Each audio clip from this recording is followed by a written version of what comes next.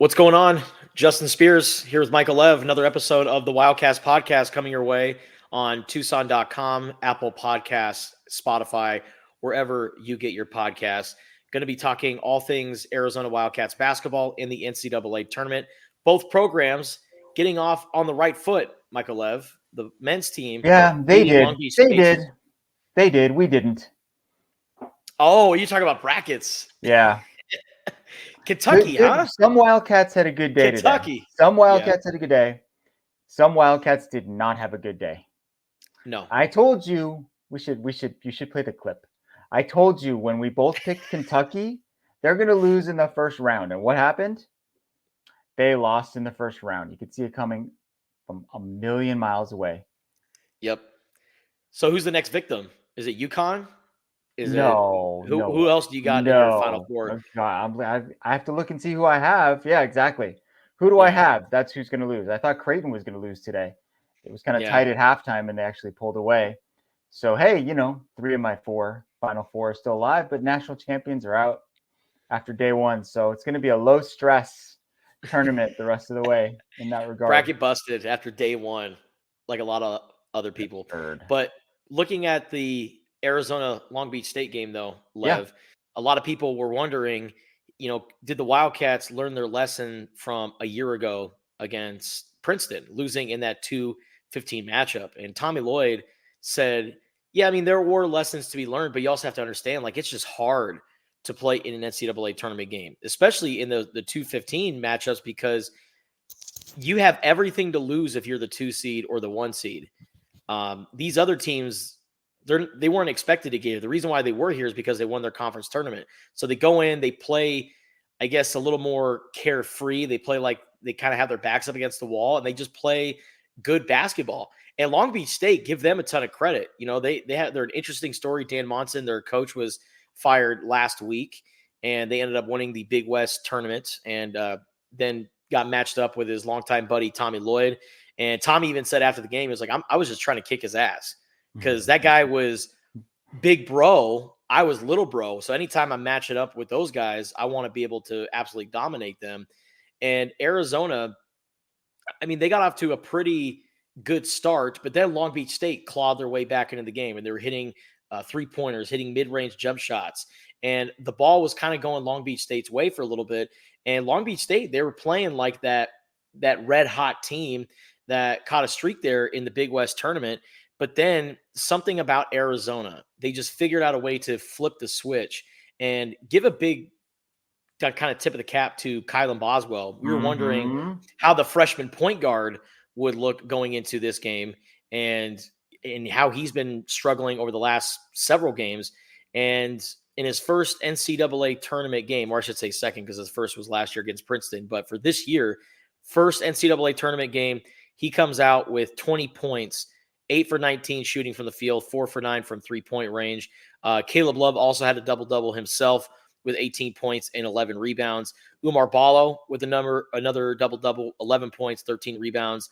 I thought Keyshawn Johnson was fantastic with 13 points, scored the first 7 points to start the second half. And so, Long Beach State, they hung around for a little bit, but then you saw Arizona become one of the best teams in college basketball. Yeah, they were scrappy at the beginning for sure. And I think Arizona was a little bit of nerves. They were, I think at one point, 2 out of 13 on layups. To start the game. They couldn't hit a layup. It was like, what is going on here? And we've seen that before a couple times. The loss at Washington State was kind of like that too, where they couldn't hit some shots that you consider quote unquote easy shots. But I thought their ball movement improved as they kind of got more used to the zone looks that they were getting. They had 19 assists on 30 made baskets and only 9 turnovers. If you look at the 3 guards who've been struggling so much lately, Caleb Love, Pella Larson, and Kylan Boswell, they had a combined 18 assists and 2 turnovers. That's what you want. That right there, that is what you want. So I thought those were a couple ways that they were able to kind of navigate their way through those zone defenses. They moved the ball well. They obviously took a ton of threes, and we'll get to that in a minute. They've made the most threes they've ever made in an NCAA tournament game. And I thought in the second half, the biggest key was that they just defended like crazy. I think the stat that the TV broadcast showed was that Long Beach State started that half 2 for 20.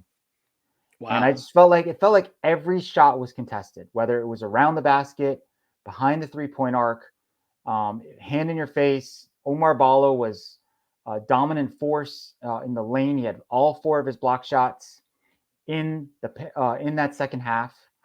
So just a good all around game, a good way to start the tournament. Here's my question for you, Justin. They took 35 threes in this game. That was 8 more than they took in any game this season.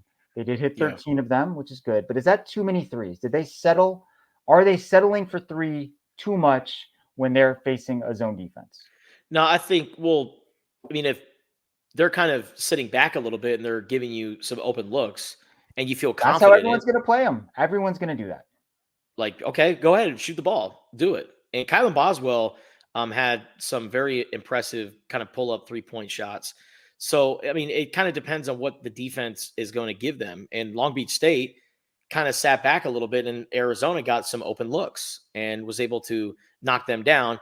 And then, sure enough, they were able to find Keshad Johnson cutting inside and being able to make bounce passes to him when he's, doing screens and doing pick and rolls with him. So, yeah, just because they came out and shot a bunch of 3-pointers, it doesn't mean that was the entire game. No, they were able to mix in some pick and roll and also get aggressive to the basket as well. Yeah, I thought another good adjustment that they made is they did flash somebody. It wasn't always Keshad, but it was often Keshad into that free throw area. Yeah, that's always a soft spot against the zone. If you can get the ball in there, that brings people in, right? So then you can pass it back out, or you can get that high-low game going, which was so deadly for them when they had Tubelis in that 4 spot. But I don't find myself writing about Keshad as much as I probably should, because he's pretty steady. I find myself writing about the guys who are kind of more up and down. Like I end up writing about Love a lot in my 5 takeaways, which are up on our website right now. I write about Caleb Love a lot. I write about Kylan Boswell a lot because they're a little more volatile. But I'm glad you brought up Keshad, because he hit shots from the outside. He played with his typical energy that he always brings. And I think he's just kind of an underrated glue guy for this team. And it's really been a great addition from the portal via San Diego State. Well, they got him mostly for his defense and his ability to match up with multiple positions. And he played the 5 at the end of the game. I think he's a really good small ball 5. In terms of playing pro ball, I think he could really make a lot of money playing small ball 5. But Keshad's going to have a very interesting matchup in the next round, because you got Deron Holmes from Dayton, who is like the Atlantic 10 player of the year and is averaging over 20 points per game. And, he's going to treat this game personally because he's originally from the Phoenix area, played at, I think, Millennium High School, and is from Goodyear, Arizona, up in the Valley. So 6'10", 235-pound junior, really a fantastic player for Dayton. And he was once upon a time an Arizona recruit too. So they look like they were dead to rights today, didn't they? Dayton. Yeah. And then what happened? Massive rally. Yeah. Against Nevada they were down 17 in that game. So they're going to be coming in with a lot of momentum and confidence. I was not able to catch any of that game. I was in transit when that was happening. But, one of the points that I tried to bring up today in my 5 takeaways was, the best defense to play against Arizona is a zone, right? Some sort of zone. Force them to shoot from outside, kind of take away the inside game. Not a lot of teams play zone anymore. Like man-to-man is the most popular and prevalent defensive system in certainly, of course, the NBA, where zones were outlawed forever, but definitely in college basketball. So I will be very interested to see if Dayton has a zone defense, whether they're going to work on that in the 48 hours they have between games, what they're going to try to throw at the Wildcats, because I think if you just play man against them straight up, you're playing into the Wildcats' hands. Yeah. Like, they're so good at pick and roll. I mean, Tommy Lloyd, he's a master when it comes to designing an offense to attack a man scheme. Overall, though, Lev, still plenty to get into in terms of the first round on Friday, but day one thoughts on the craziness on a crazy day that happened in college basketball, because you got Oakland beating Kentucky. Shout out to the Oregon Ducks for continuing their hot streak by beating South Carolina. I think we all saw that coming from a mile away, coming from or considering how well they played in the Pac-12 tournament. So yeah, you're the kind of the master of the segue and the transition, right, Justin? You're a pro's pro when it comes to.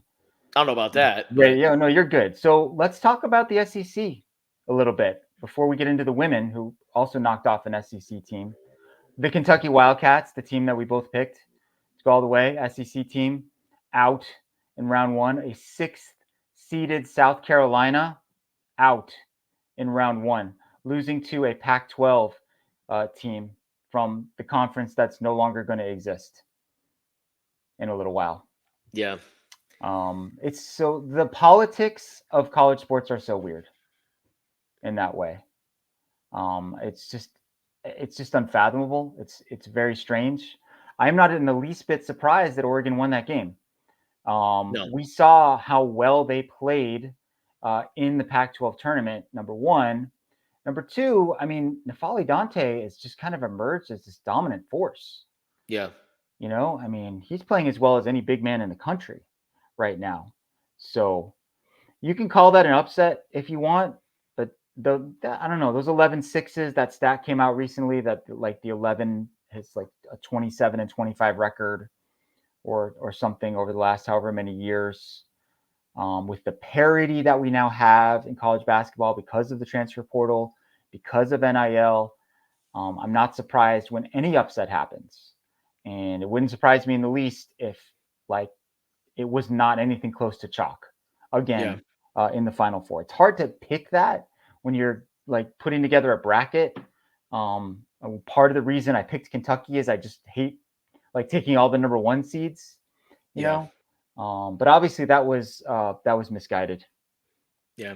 But Kentucky, we've seen in years past where even if they don't have the greatest regular season, with their young talent getting better in the months of February and March. And I thought that Kentucky was starting to hit their 5th gear like they normally do. I read an entire like Giants mock draft / scouting report. I can't remember whether I think it was on The Athletic. Sam Vecini. Oh, yeah, great writer. Yeah, really good. And 2 of Kentucky's players, 2 are possible lottery picks, right? Yeah. One of them is Rob Dillingham, who's I think as talented as any player in the country, and the other one is Reed Shepherd. So part of my thought process was like, they have 2 lottery picks. Like, this team's got so much talent. There's no way Coach Cal is going to lose in the first round of the tournament again. Yeah. And it happened again. Yep. And you start to look at his resume and think, man, 1 national championship. Think about all the amazing NBA players that he has brought to Kentucky and has sent them off really to the league. Good NBA players too. Yes. Not just guys who are like the 11th man on the roster. No, you could have a whole team of Kentucky players. Yep. And like be a championship contender. Like, for instance, Devin Booker, Anthony Davis, Karl Anthony Towns, Jamal Murray. How about SGA? Shai Gilgeous-Alexander is killing it right now. Yeah, so many great players coming from Kentucky. I mean, you could even put like a guy like Julius Randle, who's had a long NBA career and is playing for the New York Knicks. So I don't know, man. I look at John Calipari to look at his formula, and you sit there and wonder, like, is this really the right formula? Because Jay Wright, when he was at Villanova prior to him retiring, he would bring in those 3 to 4 year players. Now, of course, college basketball has changed with transfer portal, with NIL. I know things have changed with college basketball, but I figured a program like a Kentucky that has very prominent boosters and they have a lot of funding going into their basketball program. I would have figured a program like Kentucky would be really propped up and dominant in today's college basketball world, but they continue to lose early in the first round of the NCAA tournament. Who was the rebound? They had a big man who did stay last year for an extra year because of NIL. I can't remember his name. Great rebounder. Oscar. Tshiebwe. Yeah, Tshiebwe. Tshiebwe. Yeah. So I think that was one example of someone who stuck around because of, for NIL related reasons, but not the type of player who really fits that NBA big man mold, right? Yeah. So he didn't really have that kind of option or opportunity to go into the draft and become a lottery pick like some of the guys they have did or do. It's a great question, and the speculation has already begun. Like, is Kentucky going to fire John Calipari? Are they going to eat the $34 million buyout? And the way things are in college sports right now, it wouldn't shock me at all if they decided to do that. So we had those two SEC teams lose, and we had another SEC team lose in the first four of the women's tournament. Auburn Tigers against the Arizona Wildcats. I could not give that game as much attention as I did the men's game because I was at my son's baseball game down in Sierra Vista, Buena High School. Justin, I'm sure you've been there. Yeah. Very, very nice facility. Big high school. Day. Yeah. So I was watching on my phone, kind of my attention was divided, but it seemed like Arizona was in control for that entire game. Like it never felt like they were legitimately threatened in that contest. And it was, in a lot of ways, kind of a very typical, Adia Barnes type of defensive performance, Auburn shot 40% from the floor. They were 1 for 7 from 3. Yep. Arizona had 23 points off of 23 turnovers. That's it.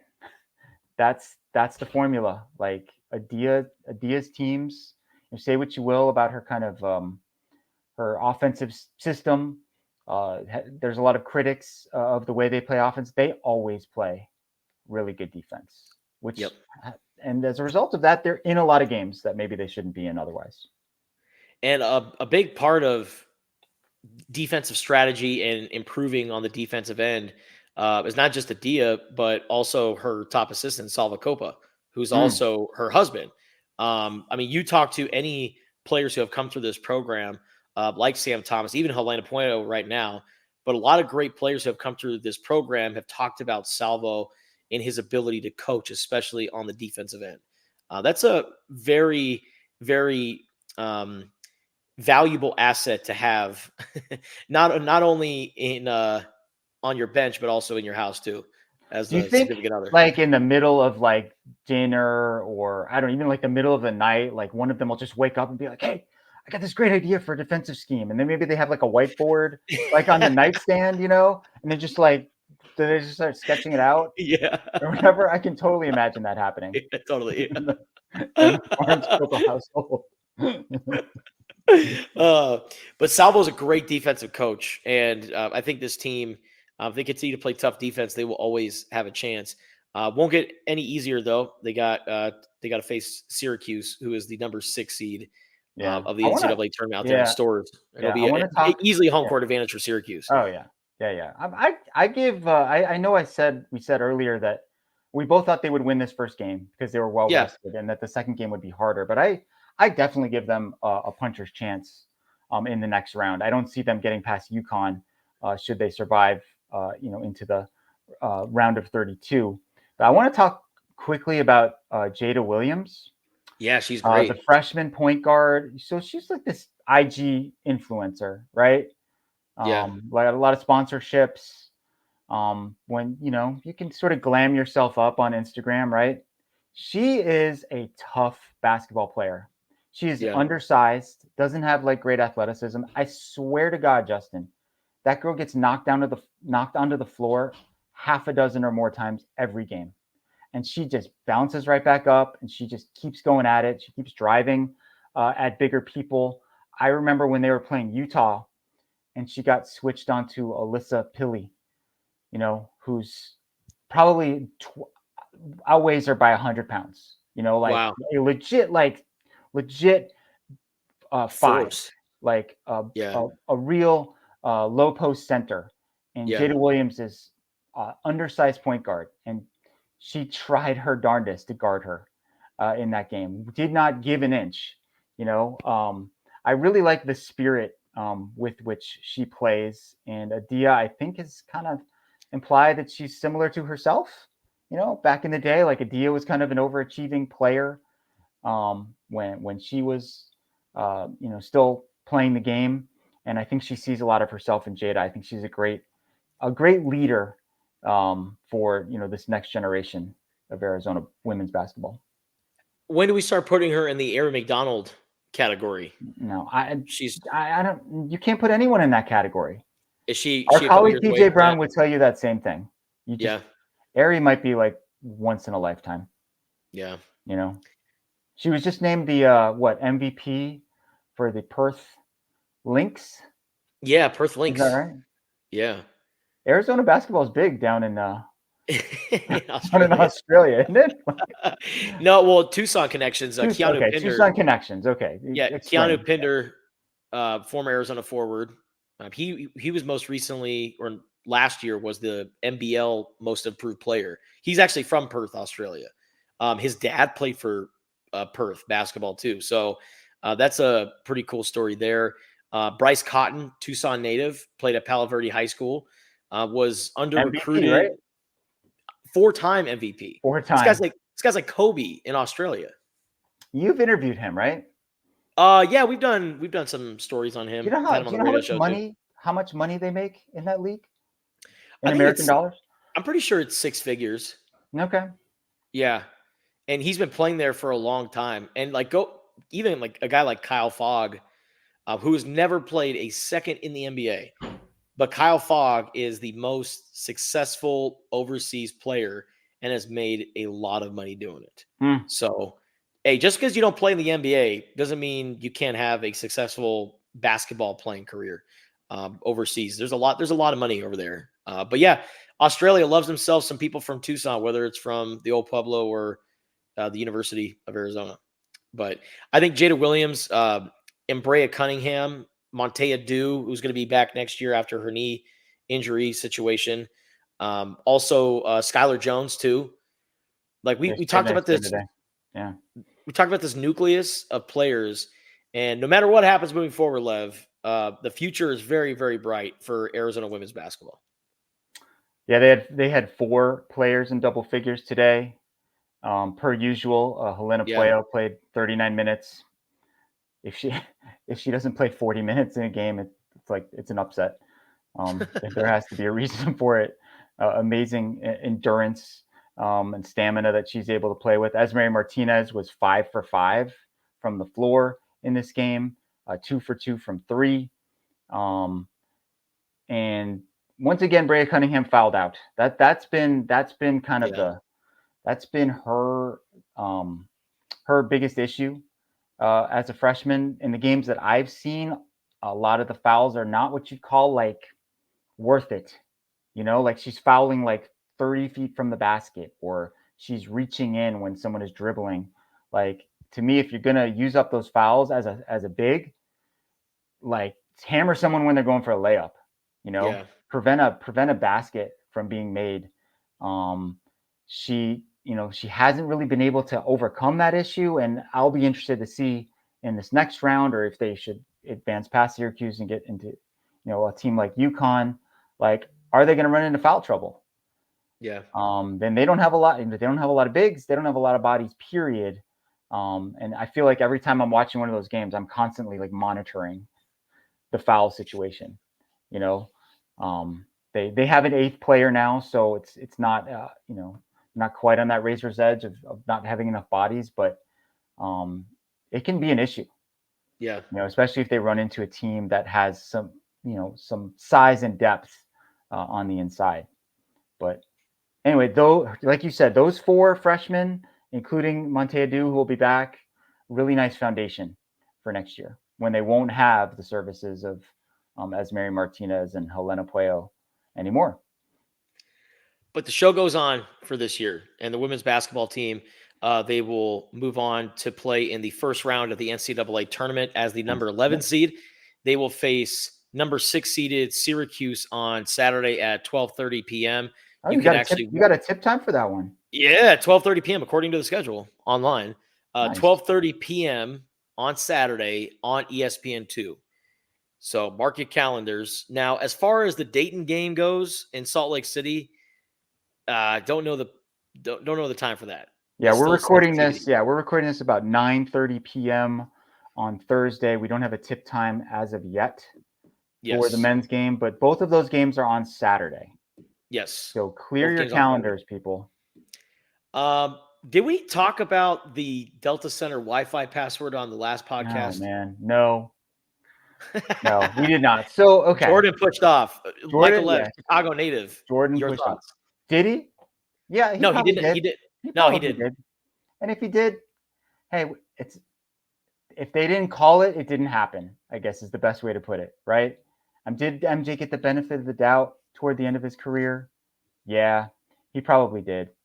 My biggest takeaway from that whole thing, Justin, is I can't believe that a media member tweeted that information out, because now like everyone who's in the building is going to be able to like jump on that Wi-Fi network. I'm sure. Oh man, I didn't follow up with any of our colleagues who are there at the Delta Center, but I'm sure they changed the password.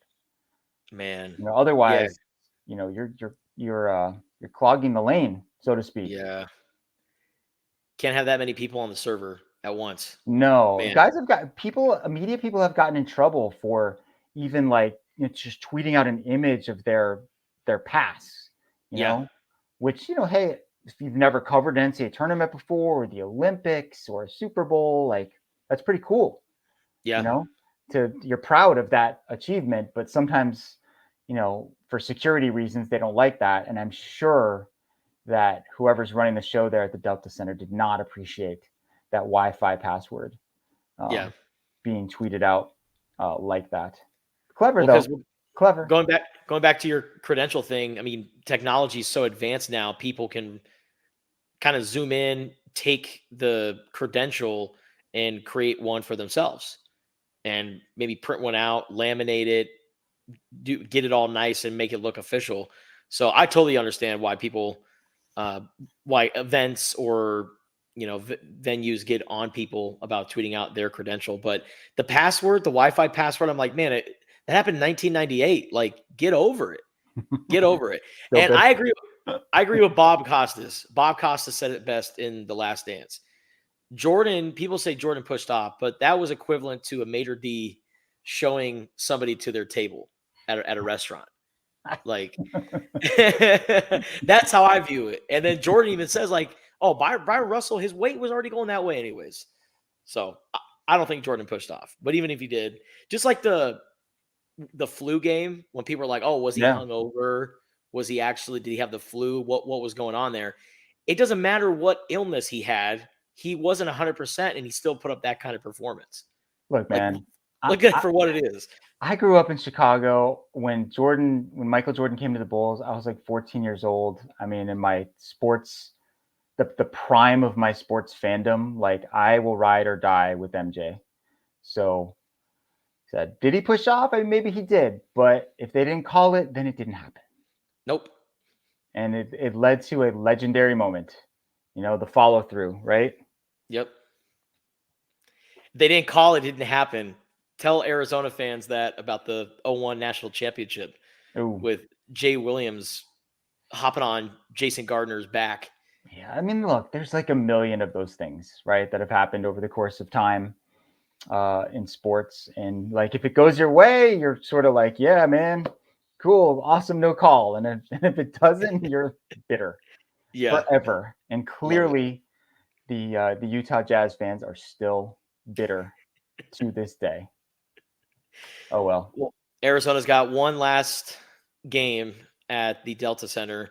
Yep. And if they win, they move on to Los Angeles, where they'll play potentially Baylor in the Sweet 16. But, of course, one game at a time, or as Tommy Lloyd says, paycheck to paycheck, long neck to long neck. Just got to stay in the moment, stay zen.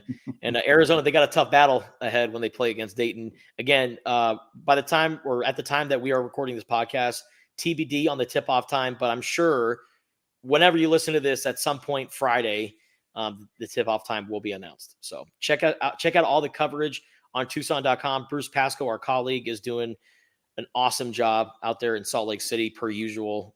This is his time of year where he grinds and puts out a bunch of content. So please follow Bruce on Tucson.com, the Wildcaster app. Also, PJ Brown covering the women's basketball team. Check out her coverage as well. And also my guy, Michael Lev, doing his takeaways, among other things regarding the NCAA. And I will add one more thing. Justin Spears, my co-host here, he's got spring preview materials coming your way. Spring football starts on Tuesday of next week, and we're going to talk about it before, during, and after, my friend. Yep. Lots of things to cover with the opening chapter of the Brent Brennan era at Arizona. All right, we got to get out of here. That's Michael Lev. I'm Justin Spears. Thank you guys for watching. Check out all of our coverage of the Arizona Wildcats on Tucson.com, the Wildcaster app, and please subscribe, rate, and comment the Wildcast podcast wherever you get your podcasts.